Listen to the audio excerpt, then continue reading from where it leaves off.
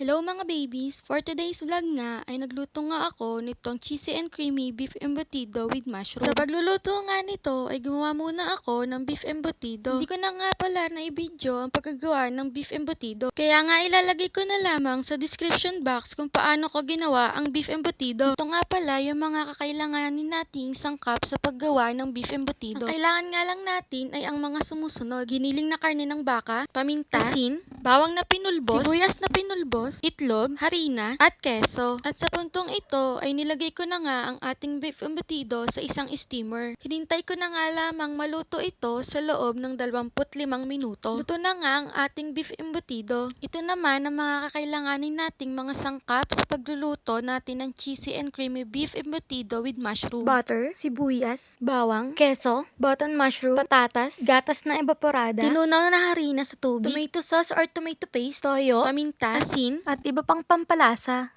At ngayon nga ay nagpainit na ako ng kawali. Binubuksan ko na nga itong bote ng mantika. Maglalagay na nga ako ng mantika. Hintayin na nga lang nating uminit at kumulo itong mantika. Habang inaantay nga natin kumulo ang ating mantika, balikan natin ang ating nilutong beef embutido. At ngayon nga, inaalis ko na nga sa pagkakabalot itong ating beef embutido. Hola! Ang ganda nga ng kanilabasan ng ating beef embutido. Perfect! Ang pagkakaluto natin sa beef embutido. Walang bitak, makinis. Halatang malambot ang ating pagkakaluto. Ngayon nga ay hihiwain na natin itong beef embutido. At pagkatapos ay ipiprito na natin ito sa kumukulong mantika. Abay, napakahirap nga palang maggayat kapag iisa lamang ang iyong kamay. Yan na nga't hindi ko na nga naitago ang punto kong pagkabatangganya. Abay, wari ko ang aring platong aray mabibiyak. Tunay na ito'y may pagkakalagyan. Abay, hindi ka pagkatabos diyan.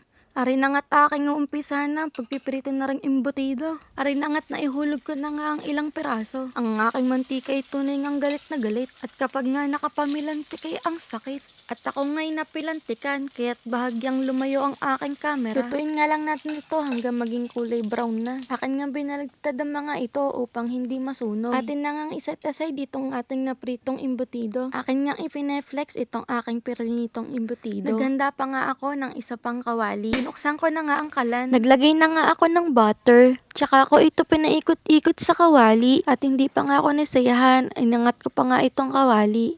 Mag-sautay na nga tayo ng onion and garlic. Nunang ako nga pala tong sibuyas. Ihulog na nga rin natin itong bawang.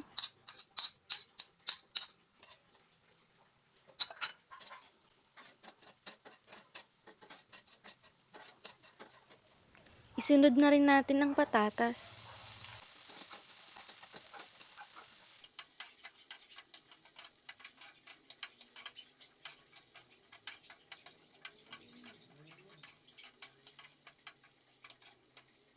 Isunod na nga natin itong mushroom.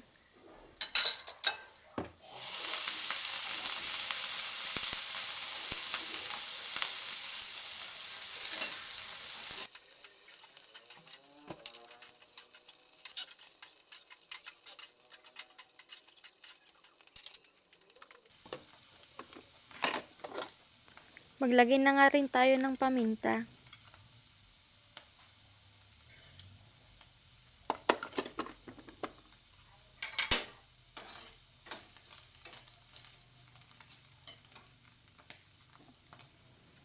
Sunod ay lagyan na din natin ng asin, pampalasa.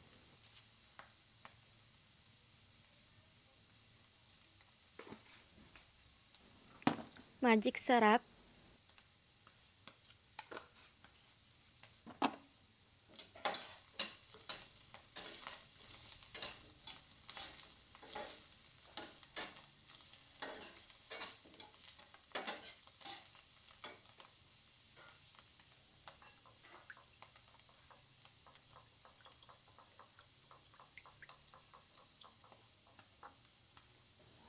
Lagyan na din natin itong tinunaw nating harina sa tubig.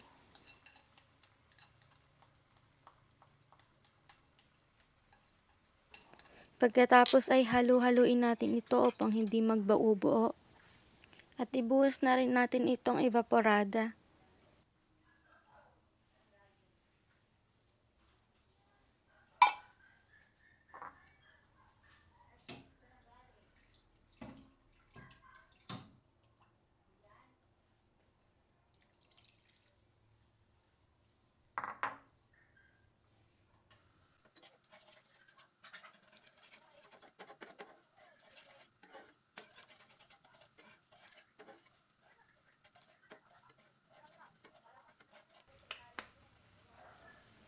Maglalagay na rin nga ako nitong liquid seasoning.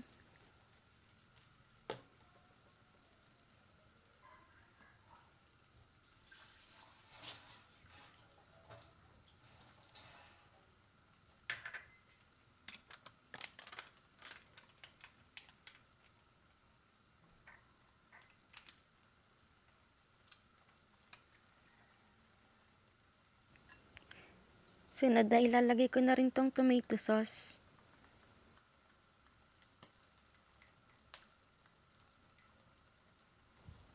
Pagkatapos natin ilagay ang tomato sauce, haluin lang natin to ng maigi.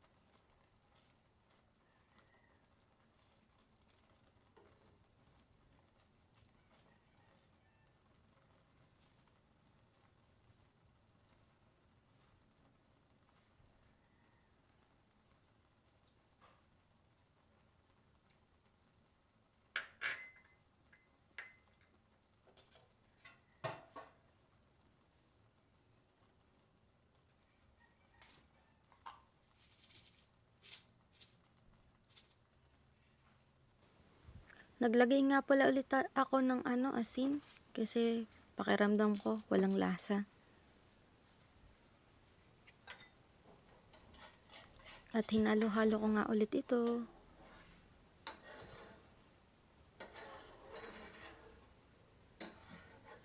Tama yan. Haluin lang natin para hindi siya magbuo-buo.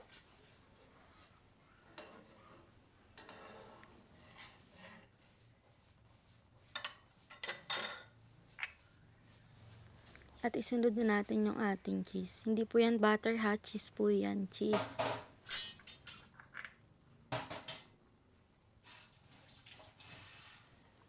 At habang pinapakulo ko nga yan, ay naguhugas pa nga ako dito ng pinggan. Halo-haluin lang ulit natin ito.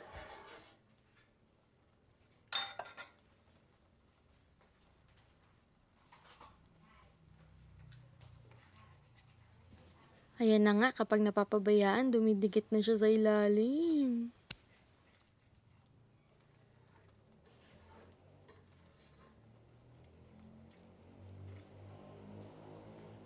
O, diba? Ang creamy niya, no?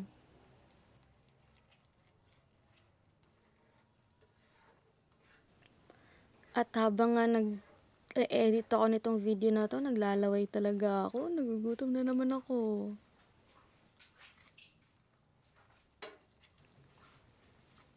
At yun nga, si inay papasok, may dalang saba na saging. Ilalaga niya siguro yan.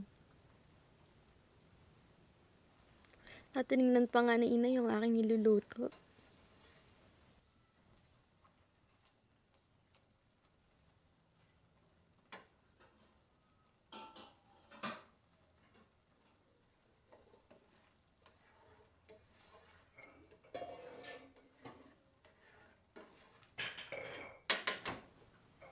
Hola, yan na nga, naglalaga na nga si inay ng saging na saba.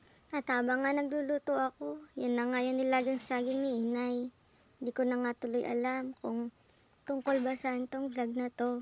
Kung tungkol pa ba to sa niluluto ko o sa saging na saba.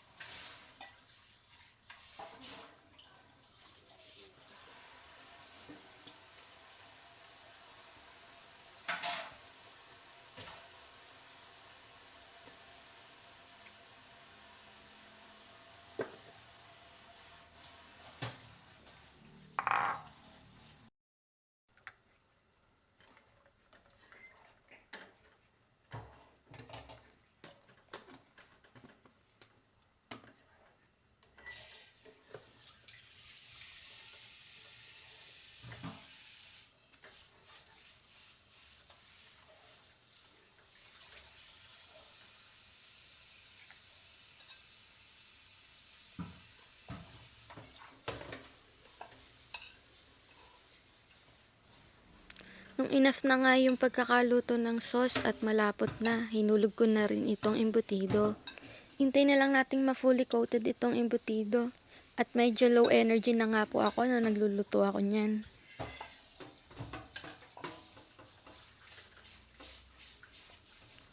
At dinig na dinig nga yung paghuhugas ko ng mga kagamitan ko dito na nadumihan ko na dahil sa pagluluto ko nitong ulam na ito. Pagkatapos ko nga maghugas ng mga plato at mga kutsara at ano pa yung mga sandok na yan, hinalo-halo ko na lang ulit itong aking niluluto. Nagtry ako mag-plating. Ayan, kinuha ko nga yung ibang ulam. Makikita nyo yung plating ko mamaya. Charis, plating. Ang pangit ang plating mo, Jen! Sige lang. Tuloy-tuloy mo lang pagkuha mo niyan. Piliin mo pa yung mga mushroom, potato. Yung potato na ginamit ko nga dyan, yung maliit na patatas lang. Ayan na nga, kumukulo na nga. Ang ganda na niya. Hindi lang maganda. Masarap pati yan kung matitikman nyo. Try nyo na rin sa lahat ng manonood nito. Try nyo na tong recipe na to. Wow! Super creamy! Kita nyo ba yan? Ang sarap! Yummy! At ito na nga yung pagpiplating ni Jen. Tingnan nyo naman. Napaka-aesthetic. Aesthetic daw.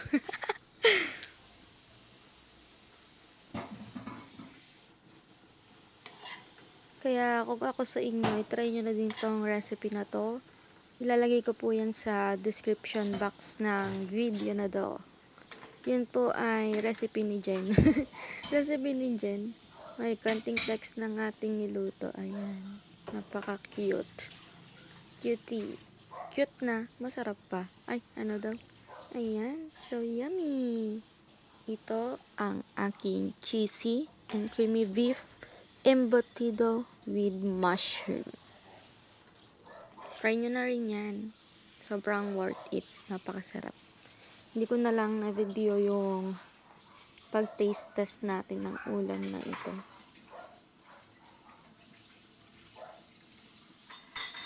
At ito na yung finished product natin ng dish na to. Ang ating cheesy and creamy beef embutido with mushroom. Kung nagustuhan nyo nga po pala itong niluto natin at itong video na to, pakilike na lang din po at pakishare nitong aking video. Pakicomment na lang din po. Thank you! Bye-bye!